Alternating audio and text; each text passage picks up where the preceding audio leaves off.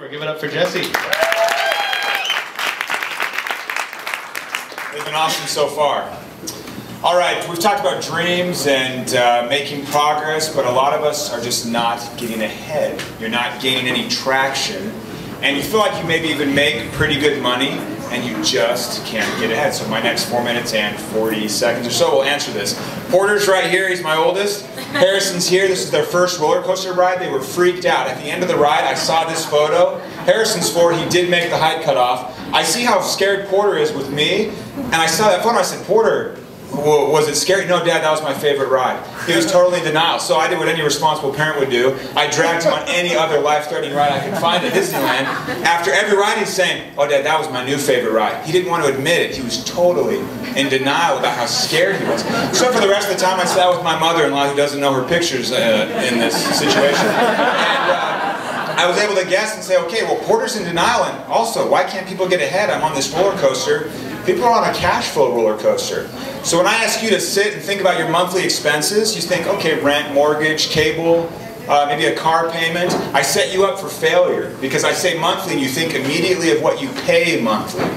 And that's where you start getting into trouble. If this were a heart rate monitor, we'd be in trouble here, but it's not. It's just your perception of what your life is like as far as your expenses go. And that's completely off. You're envisioning this kind of pot of gold at the end of the budgeting rainbow, or this kind of, water in the middle of the Sahara. It's more like this. You're cruising along, things are fine, and then this big bill hits you and knocks you off your feet, right? And then you say, okay, no, tensions rise, stress is through the roof, you can't sleep, you maybe have a spat with your spouse, it's so-and-so's fault. This is what happened with me. I got married before I owned my own car, okay? And I don't know why owners would put fancy wheels on a Chevy Prison, but we kept up the tradition, we kept those on there. A year after I buy the car, the state of Utah sends me this bill that says, you owe us $125 to re-register your car. I'm like, re-register? I registered it when I bought it the first time. No, you have to pay for that every year. That was a huge hit for me, and I thought, I've got to look ahead. I should be able to see those. This gap right here is why you don't get ahead. It's why you can't pursue your dreams as well as you think you can.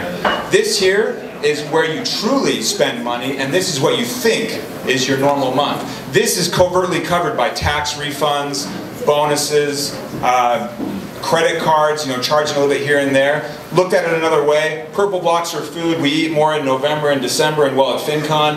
And then gas is maybe blue. We have a family reunion in July, so that's up a little higher. More regular expense like our mortgage. And you think, okay, this simple 3-expense family, yeah, I can manage this. This is a normal expense. And yeah, why aren't we getting ahead? Well, you forget that you actually have some serious other expenses that you just don't address. There's one of them, the holidays, right? And so you're thinking, yeah, our expenses are here. No, they're not. They're way high. And it's like, why don't you see that coming? It comes almost on every year. I think it's the same day, right? So you have that, or like car repairs.